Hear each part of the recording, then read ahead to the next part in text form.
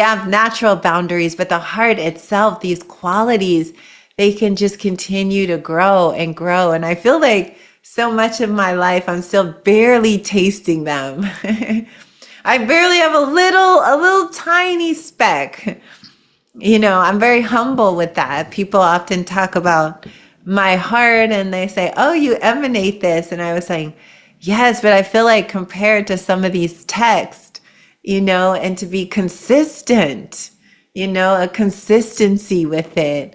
It's like, oh, I'm just a kindergartner. I'm learning along with everybody else the power of the four Brahma Viharas, these qualities that are truly an anchor for our minds right now. We are deep in the tsunami. As you know, I've been using the word tsunami of greed, hatred, and delusion. It just never gets old. It just describes, it's just this rainstorm, and all of us are like huddled, we're like kind of with it, we have our holy umbrellas, trying to withstand it. But a tsunami is pretty powerful, and a tsunami, is hard not to get wet when there's a tsunami, right? It's even if you go to the highest place, cover yourself in plastic or whatever, try to build a protection, you're still gonna get the rain is gonna fall on you, because this is nature, it just sort of takes over. And with that, it's so important to remember that if you're struggling, it's kind of natural right now to be struggling, right? I always have this metaphor, and with my organization, Lotus Vine Journey, actually it's our logo, which is not only the 8 wheels, the eight points, meaning the eightfold path. It's also an image that I had for a lot of years when I was in the jungle leading big retreats. I would always be on this incredible sailboat, like one of those really old fashioned looking sailboats. And it would have one of those old wood steering ship, steer mechanism, like that wheel. But we would be flying through the galaxy though. We would be, we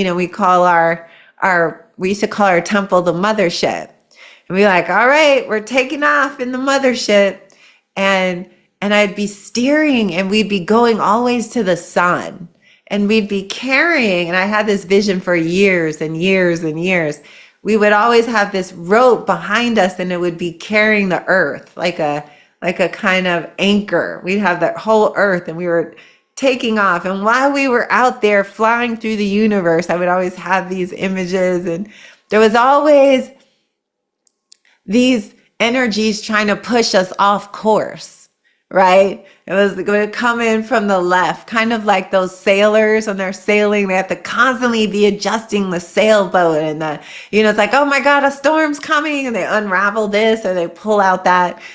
Even though I've never been on a sailboat out, I have fantasies about that because there's something so wild about it, like out, and you're just, you're in the world and you're meeting the moment, and there's always difficulty with if you ever watch those sailors and making their way in these graces across the world, they always have a moment where they're almost going to collapse. There's a one moment where it's like, oh my God, it's something's broken. We can't figure this out.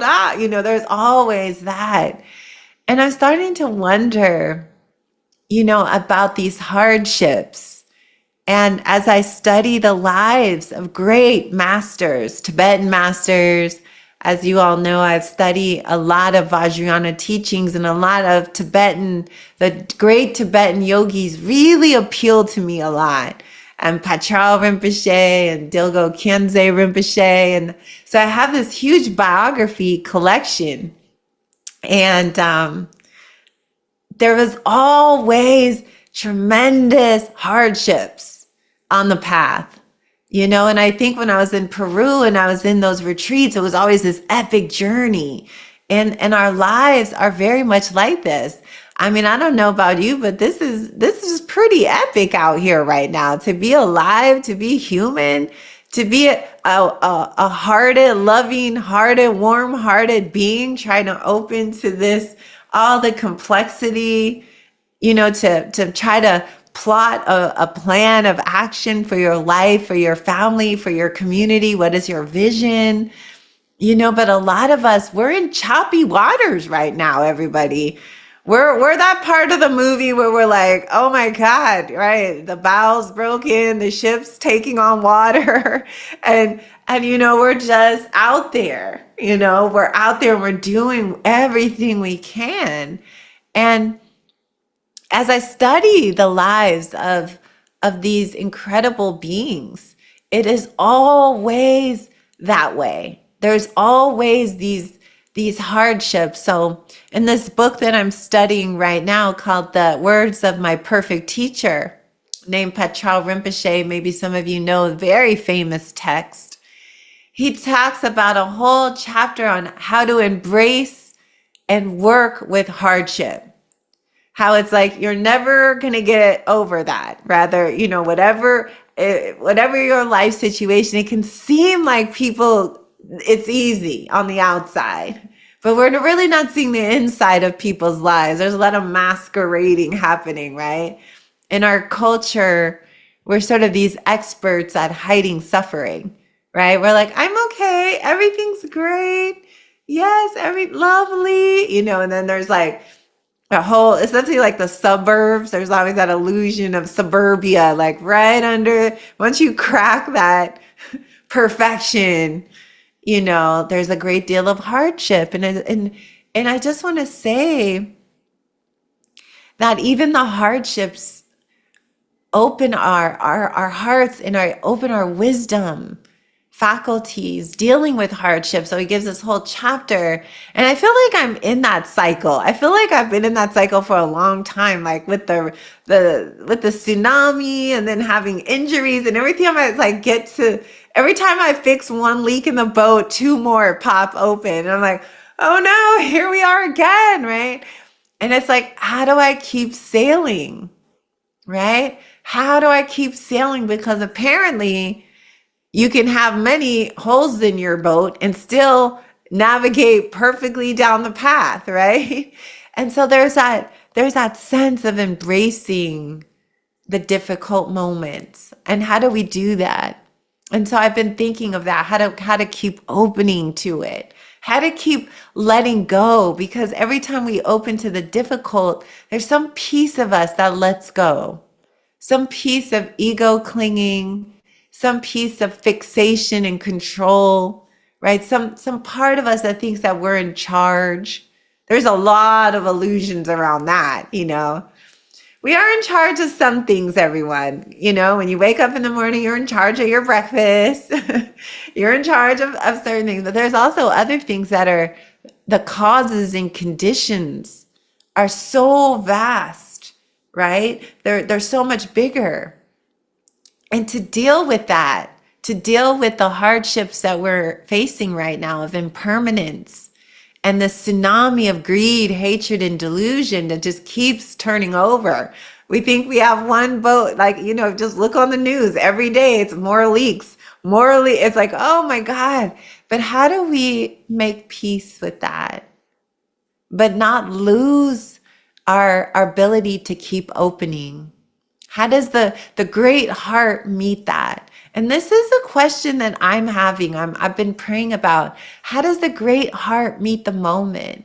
How do we take care of ourselves and each other with great love, knowing that there's a tsunami and people are being swept up left and right and carried out to sea in it and drowning in it and dying in it and being reborn in it, and it's just a really powerful time. So I wanted to just put that out there because I don't always have the answers, but I know how to hold it. I know that the goal is to meet it with compassion, to meet our bodies with compassion, our frailties, to meet our difficulties, to meet our minds, The confused mind, the mind that gets so filled with anxiety and worry. How do we meet that with compassion? Because I know that is the answer, to keep opening to it, to keep allowing ourselves to feel. So that was a little bit, everybody, what is on my mind. And as we move into this stage of our lives, I want to really, really emphasize the need for retreat and practice. This is essential for clarity. Our retreats are getting so powerful. People, I know for a lot of us, it's a luxury to be able to take off and go on a meditation retreat or away and be in an isolated environment. But if you can do it, it's so valuable because in that moment, it's like we find our high ground and we can ourselves on that high ground for a period of time, and not only steady it with each other. So I'm really curious how you all are meeting the moment. I wanted to see if Baba Diva, our beautiful Baba Diva, has any words of wisdom, and how your practices of the heart are helping you, Baba. You're always such a light, incredible being in the world. Hey, namaste, everyone. Yeah, it is an interesting time to be in practice for me. Well, so much of it is really just riding the waves of different types of moods and really just of using the practices to just be in those spaces that are not always uncomfortable. So sometimes just dealing with being with uncertainty and sadness, that just unkindness is can be rather difficult for me. And just really just being okay with sitting in that space. Because usually I like to really be, I'm much more comfortable in a space of joy. And I find like metta is really showing me how to be with heartbreak, how to be with sometimes where I feel alone, and just know that my heart is really a true comforter in those times. And that's something that's really supporting me, especially with journaling and being with my full spectrum of emotions. Because it's been really over the past year, I've been really in that practice versus kind of avoidance, trying to feel good all the time. And Meta's teaching me how to be with sorrow in a deeper way and find that spaciousness around that. So that's been so helpful for me, especially during this time. So I'm loving the meta. I'm loving the time of journaling after the meta, just to really get clear on how I'm feeling in the moment. And that's been really, really beautiful for me, at least. Yeah, I love that. Absolutely, Baba. And you're right. I think there's something about the more we open to the love, the more we also open to what we carry in the heart, right? It's like you don't just get, it's like that's how we grow in our compassion. We have this great love. The meta opens this, but also then we have to really be honest. It creates an honesty, right? We have to actually meet the tears in the same way. I'm still always on this investigation, everybody, of these practices. So thank you, Baba, for your words of wisdom. And I want to open it up to anyone else. How are you doing during this time? And how are you working with the meta? How is it coming alive for you? If anyone would like to share, I really would like to invite that. I usually give a talk the whole time, but something feels important about also hearing from you all. Yes. Okay. Let's go to Madison. Hi, Spring. I Hello. I rush home whenever I can to hear you, and it was great. Um, I I think that probably the major way I'm dealing with stuff is therapy, and I'm lucky enough. I'm not quite sure how it happened to be doing it twice a week, which is just shocking. And I've been resistant for years to somatic work. I don't want to slow down. I don't want to feel anything. And so I was just telling a story today to the therapist of how I felt this great empathy for a client, which I always feel great empathy for the client. And she brought up to me, yes, it's a shame you don't feel it for yourself, but you feel this great empathy for the clients. And then all this somatic stuff happened. Like, there was a pain in my throat, and there was a pain in my heart, and there was a weakness over here. And all I did was report it. And I'm really new at that. I know it's a practice. I know people are really good at it. I'm not. And when I left there, I really felt like something important happened, that we have to feel it. And all it was like, there's just been this history of failure and loss. And right now I'm in service, but it doesn't flow over into self-love. So I would love to hear anything you have to say about that, because I am a good servant. I'm a good empathetic consultant. You Right. would really want to have me around, but I have But not. no empathy for my own stuff normally. Yeah. Yeah, and isn't that the interesting part of this whole journey? I kind of think that it's all about our loving ourselves. Like maybe enlightenment is just that. We finally love all the parts of ourselves, the sensations, the moment, and then the war is over. That war of resisting and aversion and not wanting and clinging and not, clinging and not clinging, clinging and not clinging. But here's the thing, Madison, what I love about your story is this is not a race. This is a slow journey. And every time you say there something that is a breakthrough, and to be able for the first time today to see the lack of empathy for yourself, but see how it's goes to others, and to be able to start to feel this is the door. And I too struggle with that. I think all of us that grow up in this culture, we grow up with this kind of like poison in the well, how we have a distorted ego concept that we attack ourselves. And this is something we all struggle with in the Western world. It's and the more you're able to feel and be present, feel the difficult, feel the love, feel the fear, the more we're able to feel, the more we're able to bring our empathy to it, right? Because we're feeling it in a different way. So thank you you're always very honest about your experience. And I think it's really helpful. We're all struggling to open our hearts, Madison. It's not even easy for me. People think it's easy. It is. And then there's parts of me that I get frustrated with my body not healing. Why isn't this happening faster? And I'll notice that resistance and that lack of wanting to be in the pain of things. And so we become violent in that moment when we resist the moment.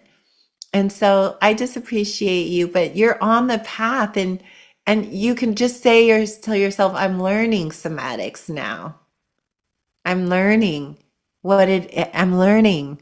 I'm learning empathy, self-empathy. I'm learning self-love. We just have to remember we're practitioners, and every moment we're practicing is honestly so valuable. So let us not give up. So thank you, Madison. We're going to go on to Robert. Robert, I saw your hand up. This is Yes. our beautiful friend. Yes, Robert. Thank you very much and really appreciate it. And I want to also thank Bava and you and for what I've been learning in this class.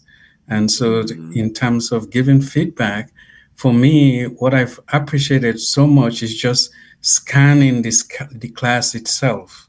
So how do we scan the class? You asked us to scan our bodies. I try to remember that, scan my body, every portion of it, and scan, to think about my environment also, scanning everything that is around me, and remembering that everything else is part of me. I am part of everything, and to remember the vastness of it. And then I go internally and begin to think about all of the things that are in my bodies that I don't teach my body. The external have been teaching to reverse it. Now I'm asking the heart the heart has so Mm. much love, abundance of love. If I can allow it to just let it just flow, it's like just remembering that love that every part of my body have been working 24/7 without me teaching it nothing. And it's able to do that, remembering that there's so much wisdom and compassion and love in flowing from the heart to the brain, and trying to remember that internally, flowing from the heart to the brain. And I'm not teaching the heart, it's the heart that is teaching me.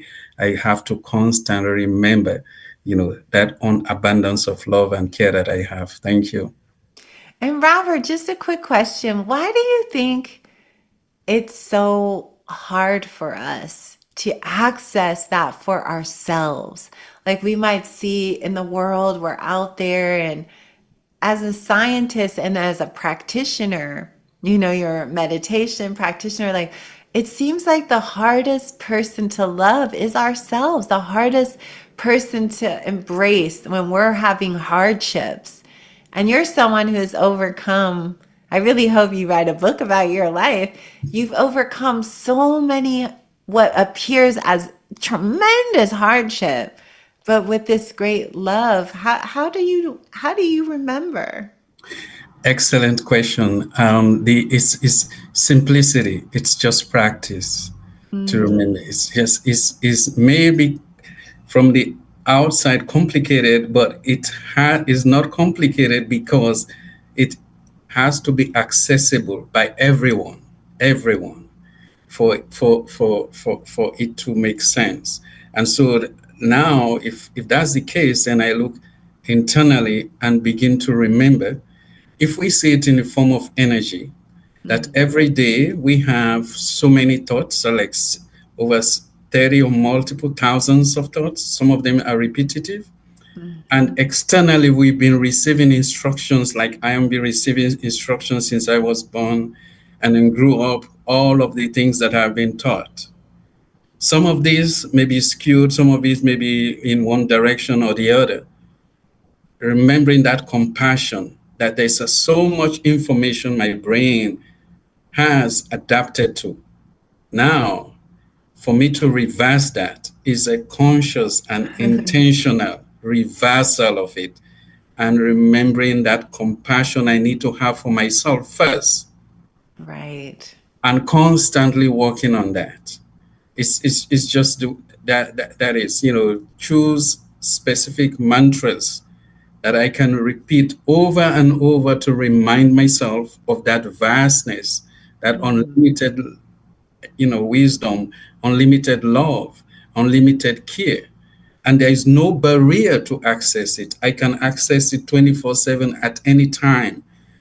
It's not a wall that has difficulties out there. It's my brain maybe sometimes make it to be as huge as, it may not even appear to be, but I can tear that wall at any time. I can access joy at any time. There is no wall that separates it. I can access goodness at any time, no matter how upset, no matter how difficult the situation might be around me. I mm. still have access to love and joy 24/7, and I can just cut through it and access it. I love that. It's almost like what you're saying is we have to unlearn what we've learned, Yes. right? We're unlearning and learning this new, this immeasurable, like it is always there. And these are what these great texts tell us. Oh, Robert, thank you so much for Thank sharing. you. Yeah, I so appreciate it. Okay, let's go to Justin. Hi, Justin. First, I wanted to thank you for this evening, but more than that, I wanted to thank you for the recent retreat where you were helpful in so many ways, but you were persistent in encouraging us to continue trying Metta, even if we had some resistance to it. We didn't think it was for us. Um, for, Right. for me, I have some degree of autism and aphantasia, so I can't visualize. And every time I've tried Metta before, it's just emotions have always been hard for me. I don't really have a dictionary for them, haven't really been in tune with them or my body since as far back as I can remember. And I don't really have many memories of childhood, or it's very sparse. And after the retreats, I started noticing that I would tear up at times that I don't know what the trigger was, but I felt emotions. And more than that, I was able to realize that they're not permanent and I don't have to be scared of them, even if they're upsetting, challenging emotions. They're only temporary. And I've been working with a number of plant medicines, but also over the past, I'd say, year or so, doing ketamine-assisted therapy. And I don't get visuals. I don't really have strong emotional reactions. I do believe that it has been helping me, but it's only been after the metta that I had a real emotional release. And that was something like when I've done ayahuasca ceremonies, like I would be balled up, not doing anything while everybody was, being explosive in many ways. And I was like, what is wrong with me? I'm not getting anything, but I feel like I'm finally getting something. So thank you. Oh, Justin, I'm really happy to hear that, because I do think it's that steady aim. And your heart's the same as all of our heart. We all have that access, It's just different layers and experiences and conditioning and even maybe chemistry, brain chemistry. But I love that you're able to like tear up and it's just about feeling it, like feeling that love at moments. And I just love that story. Yeah, that was a great retreat we had. Big Bear. I was just amazing. So Thank you. thank you, Justin, and glad you're here with us. Okay. Anybody else have anything they would like to share? Or, as we walk this path, I think we just take all of this information, and you are an experiment. You are the great unraveling your own practice, your how you show up for your own practice, and only only. And if you commit to a certain period every day, I think and the commitment isn't to the doing, is the commitment is to the remembering. Right? Even if you sit down and do 5 minutes of metta, that can be so great just to almost reset and to remember that we have access, like Robert was saying, to this immeasurable reserve. It's like they always use that image of somebody sitting on top of a jewel, a vault, and we're sitting there and we're in poverty and we're, oh my, we don't have what we need. And then the master walks up and goes, did you ever know that you're sitting on this huge vault? Everything is within you. And there is something about when we rest in that meta field, in that love frequency, that it's like everything is fulfilled in that. It's deeply nourishing too. It's like we have this constant hunger, right? We hunger. It's like we're always looking, hungering. And often we hunger to get rid of something or to get something, right? If I can just get rid of this issue and get this, and we're in that push pull. But when we start to rest in the heart, we just start to float, and it's not that we're not doing, we're just using another currency, we're using another frequency. And it's just, what I notice is that when my heart is really open, I feel as if every need I ever had was met. And I felt that when we were on the retreat recently at Big Bear, and then we were on the retreat in Mendocino. It was like this soul satiated feeling. Right? It's like it's true abundance is love. Truly, it's the end of, the sense of feeling impoverished by greed, hatred, and delusion. Greed, hatred, and delusion are so constricted, right? They're claustrophobic in a way. But so I'm learning a lot of very powerful teachings about the heart. So, but I appreciate all of you in this exploration. And so I want to make a couple of quick announcements.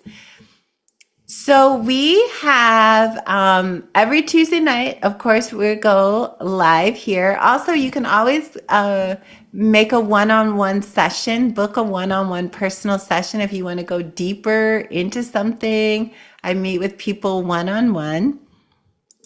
Also, I have a retreat coming up in North Carolina, which I'm very happy about, at Southern Dharma Retreat Center, and it's for communities of color, and it's around Harriet Tubman and the Dharma awakening of Harriet Tubman. And at the cost of Southern Dharma, there's so much scholarship available. So I really want to share that with you all as we evoke Harriet Tubman. And also I have a beautiful women's retreat coming up at Big Bear Retreat Center. And also we have a medicine of the heart retreat, everybody, where we not only work with the plant medicine, but we do the metta. It is so powerful. Many of us are still integrating the heart from that retreat. It was so powerful. So I'm there with an amazing group of people. We're in Mendocino at Riverbend Retreat Center. And if you've ever been curious about plant medicine and opening the heart, medicine of the heart, and then also I'll be at Shivananda throughout all Christmas for a bhakti love celebration. So everything I'm doing is about the heart this year, for the rest of this year, everybody. It's like heart medicine, and this for me as well. So I want to encourage people, if you want to know more, you can go to my website. And also Baba is so lovingly, and he's posting all of the little different links in our chat. But I just want you to know that you can join me and practice, as so much is just going to be on awakening the great heart. So, and I give thanks to all of the ancestors that are walking with us, and all of the people in the world who have beautiful hearts and are doing thousands of acts of care and love and compassion and practicing. May our hearts join with their hearts, and maybe walk our paths with so much care for each other. And so if you need anything, we're always here, everybody. Thank you so much for coming. And yeah, maybe we can take off our mute buttons and just say hi to one another. Hi, Madison, and Manny is always here, and Robert, thank you so much for all your wisdom, and John and Barbara and Steve. Hello, and Tony and Drew. How are you? And Cynthia. Thank you. So good. And Debs from Canada. Thank you all so much.